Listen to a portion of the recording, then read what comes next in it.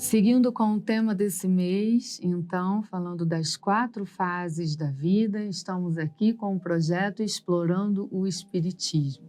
Semana passada nós falamos de uma maneira bem resumida sobre o objetivo das 4 fases da vida, né? A infância, a adolescência, a fase adulta e a fase idosa. E hoje nós vamos falar da infância em si. Bom, a infância tendo um propósito de absorção de costumes, de valores, de conceitos que serão somados à bagagem que nós trazemos, né? Então, semana passada eu expliquei sobre isso. É uma fase de muita importância no nosso desenvolvimento espiritual. Não é à toa que Deus coloca o espírito conectado com um corpo extremamente limitado.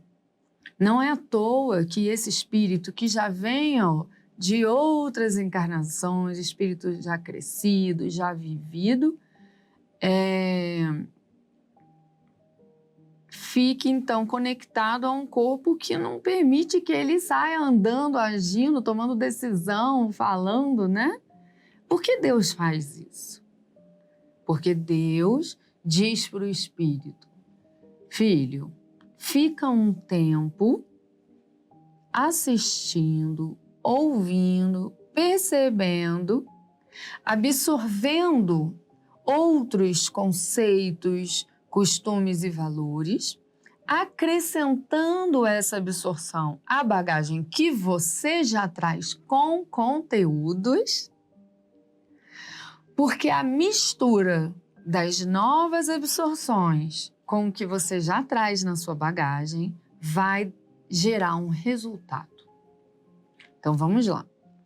Embora a encarnação inicie através de um corpo físico novinho, o espírito que está conectado a esse corpo físico não foi criado agora. Ele já foi filho, já foi mãe, já foi pai, já foi avó, já foi chefe, já foi subordinado, já foi rico, já foi pobre, já foi doente, já foi saudável, nas diversas outras encarnações que ele já teve. É um espírito com bagagem. E o que tem na bagagem desse espírito?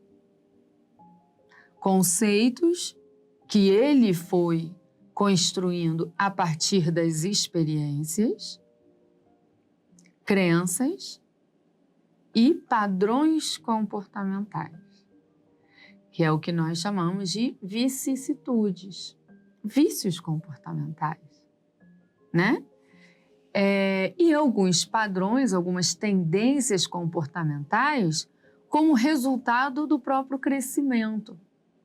O que significa que, uma vez aprendido, você não desaprende mais. A gente aprende na doutrina espírita isso, não há regressão, né? No processo de desenvolvimento do espírito, ele não regride, ele não deixa de saber o que ele já sabe. Tudo que você aprende, você vai levar para o resto da sua vida espiritual. Então, na sua próxima encarnação, você vai levar as maturidades que você está adquirindo nessa. Então, o espírito que está vindo conectado a um corpo pequenininho, novinho do bebê, é um espírito já vivido.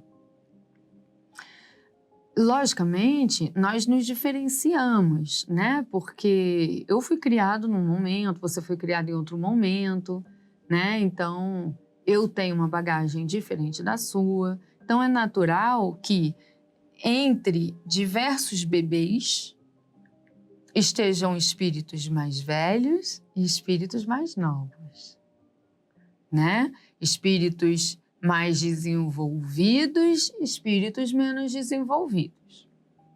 Porque a nossa bagagem se diferencia a partir das nossas histórias, né? Das experiências e do que nós fazemos com elas no nosso processo de aprendizado, tá certo? Agora, o fato é que não encarna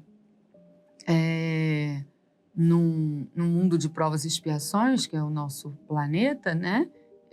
algo que está sendo criado ali agora, um espírito criado agora, primitivo, né? Que a gente chama ainda na fase primitiva, não. Os espíritos que estão nesses corpos de bebês são espíritos que trazem sua bagagem. Então, quando você tem um filho, você não sabe quem está ali. Deus é tão perfeito que criou um corpo físico que demonstra visualmente que precisa de cuidado, né? Então, ele está dizendo ao espírito que está vindo, filho, fica um pouquinho numa fase sem agir, no sentido de sem sair fazendo escolhas, interagindo com o mundo, não. Primeiro absorve, né? Deixa servirem a ti, em acrescentar conteúdos à sua bagagem. Depois você vai sair dessa fase da infância e aí você vai para o mundo, para começar a exercitar, que aí é a adolescência que nós vamos falar na semana que vem, tá certo? Pois bem, ao mesmo tempo, Deus diz para os pais, vocês vão receber esse espírito. Num corpinho pequenininho, limitado, fofinho, cheirosinho. Mas vai saber quem que está ali. Ele pode vir com tendências assassinas. Eles podem vir com tendência amável. Pode ser um espírito extremamente disciplinado. Pode ser um espírito extremamente criativo. Por isso, por mais que nós eduquemos filhos dentro do mesmo lar, né? E procuremos utilizar a mesma forma educativa, eles desde essa primeira infância já demonstram uma diferença entre eles. Já demonstram uma personalidade bem peculiar a eles. Que personalidade é essa? Que ainda não deu tempo de criar. É a que ele traz na bagagem. Por isso, o nosso papel enquanto educador é de extrema responsabilidade. Romantizar a maternidade e a paternidade, dizendo, eu vou trazer ao mundo espíritos, eu vou dar a oportunidade para que eles venham, eu adoro uma casa cheia de crianças. São espíritos que vieram para se desenvolver. Então, embora você possa gostar muito de ter a casa cheia de crianças, você possa realmente querer servir a Deus trazendo os espíritos, o seu papel é de conduzir esses espíritos para o sucesso do desenvolvimento intelecto-moral dele nesta encarnação. E aí vem a reflexão. O que você está fazendo? Como você se relaciona com as crianças? Com seus filhos? Com os filhos dos seus amigos? Aí a gente volta na sua história, né? Lembra da infância que você teve?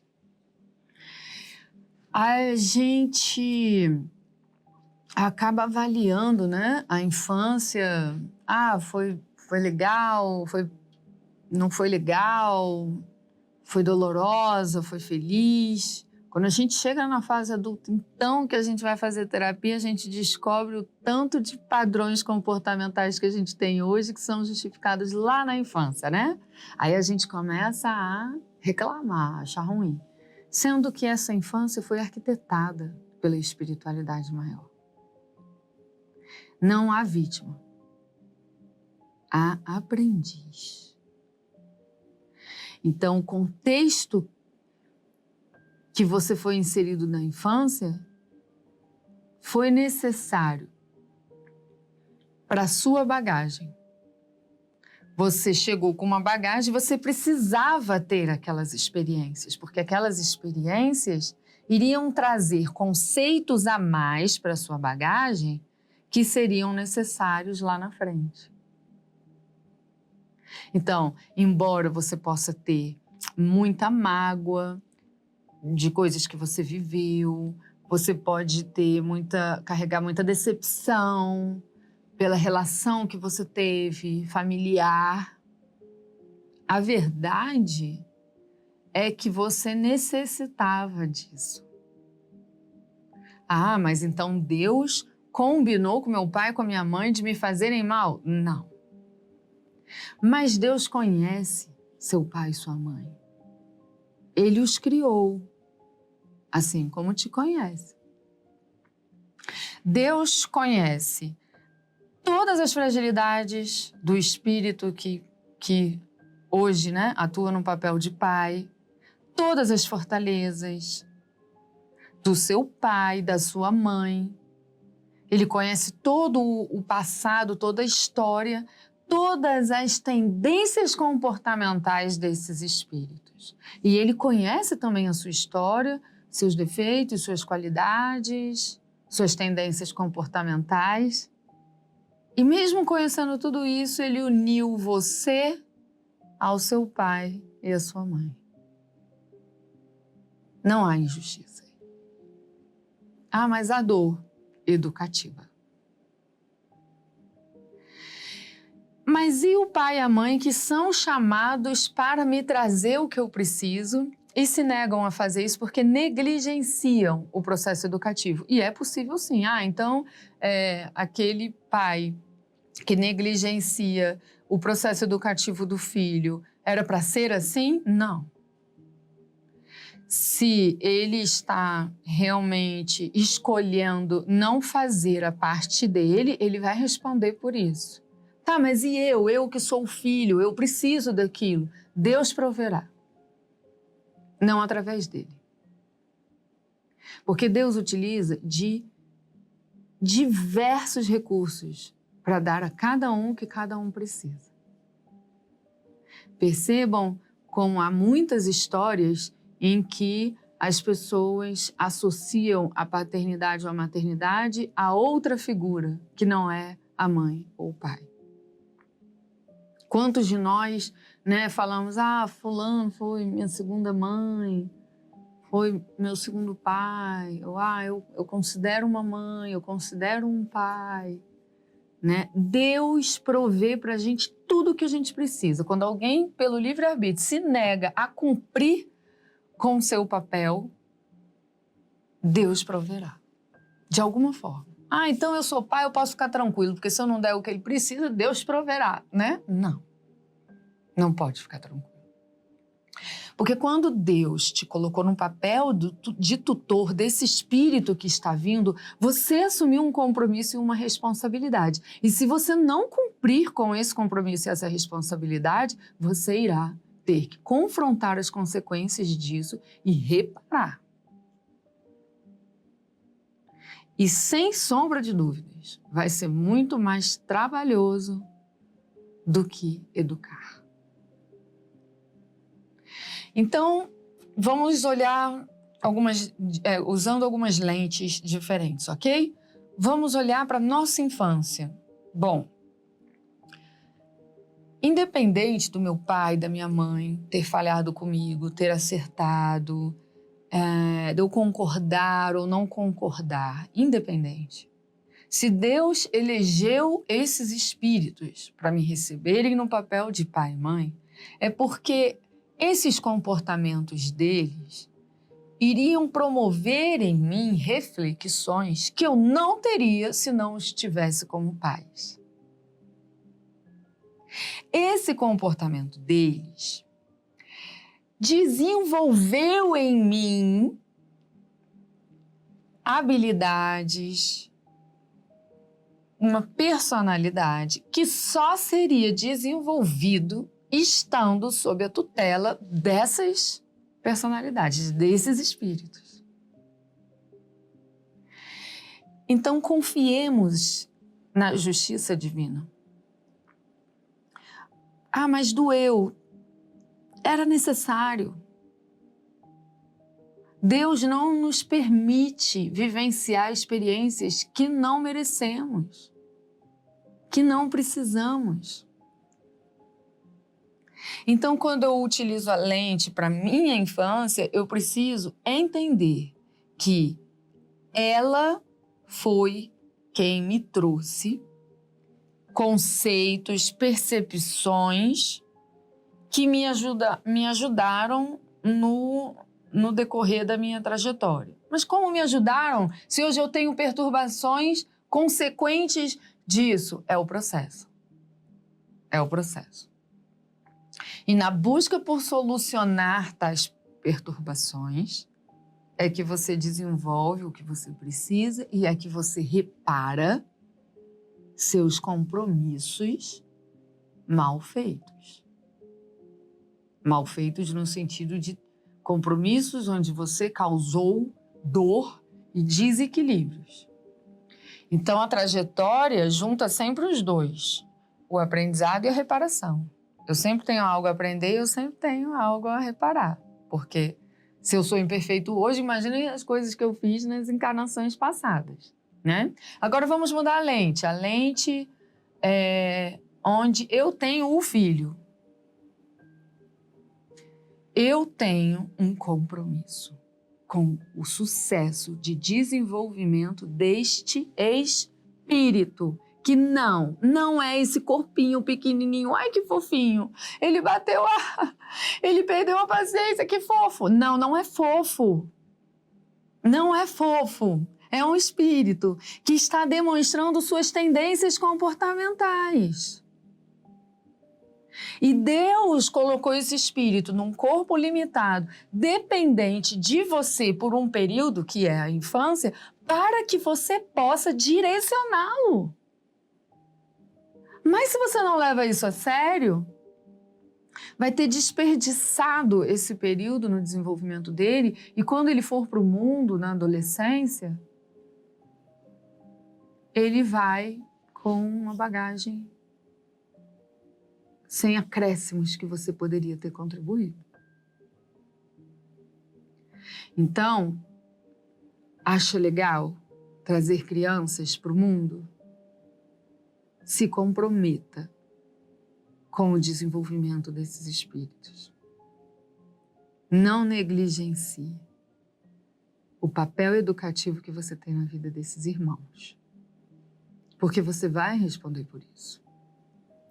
Agora, uma outra lente, ainda falando dos filhos, mas eu fiz de tudo. Eu dei o meu melhor.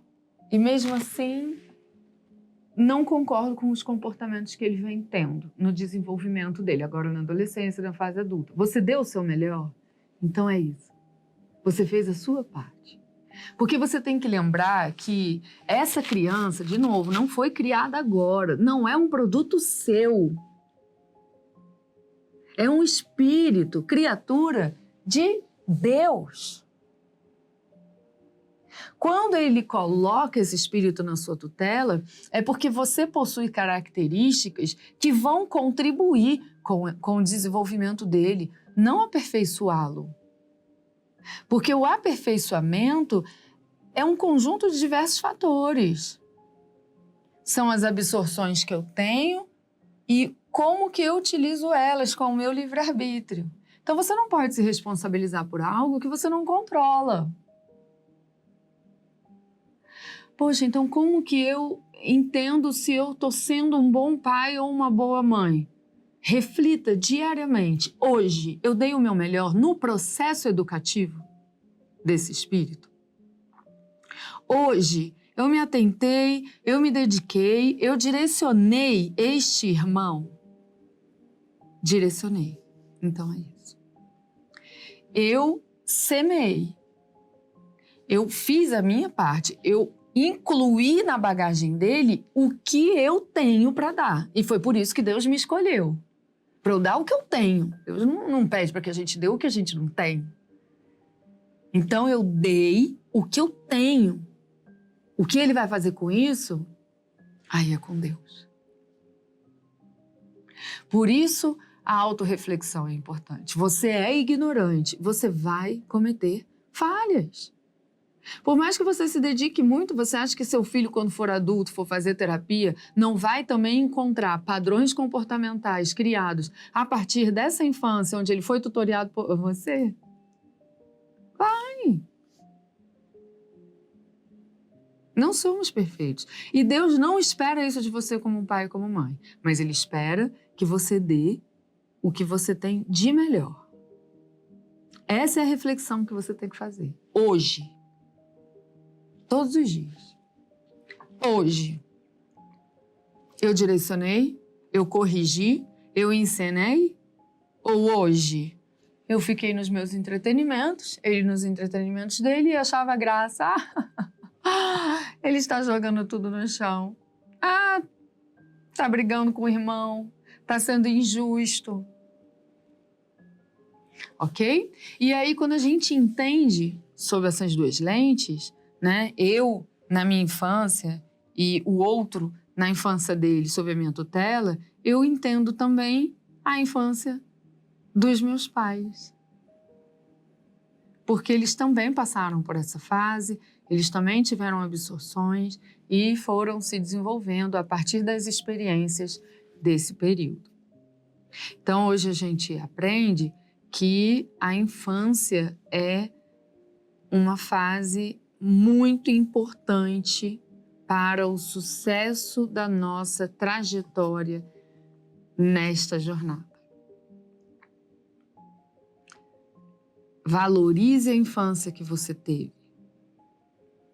Deus sabe o que faz. E se responsabilize com a infância daqueles que estão sob a sua tutela. Seja você pai, mãe, avó, avô, tio, professor, professora, médico, o que for. Quando Deus coloca uma criança sob a sua responsabilidade, seja ela qual for, é porque você tem elementos a contribuir no desenvolvimento desse espírito. Confia. Semana que vem a gente fala da adolescência, uma fase difícil. Até lá.